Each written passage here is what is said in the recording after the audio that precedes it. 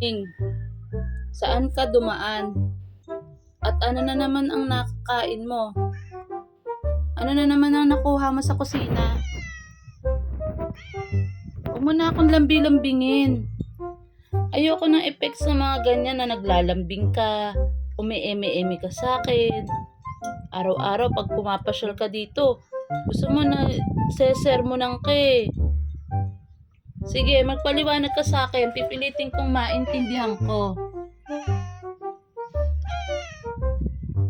Eh, sa likod ka na naman dumaan. Ha? At ano na naman ang nadali mo? Ha? Sa likod ka dumaan dahil alam mong wala ka ng daanan sa harapan. Anong ginawa mo sa paso? Sinira mo yung paso ko. Nagka-tumbling-tumbling. Nakita mo ba yung paso? Naglinis ako kanina ng umaga pagising ko. Magpaliwanag ka.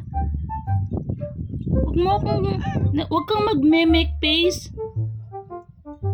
Huwag mo akong binibiro. Wala na, hindi na kita patatawarin.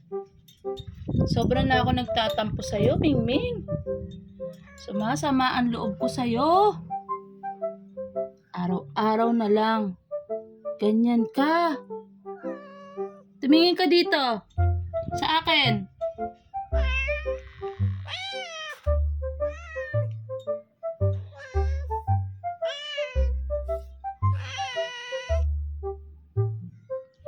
Lumayo ka na nga lang dito sa akin. Ayoko nang makita ka. Total naman pag nagkikita tayo, ganito lang lagi.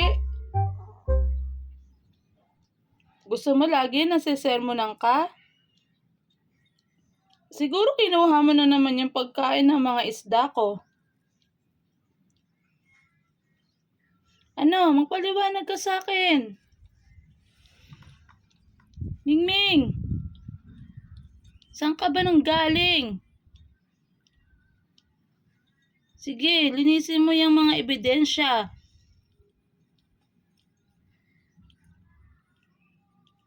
Huli ka na sa akto. Hindi ka na makakapagsinungaling sa akin. Ano na? Ganyan na lang ba tayo ng ganyan? Dinadaan mo ako sa mga arte mong ganyan, Mingming? Ming, tumingin ka dito. Shh.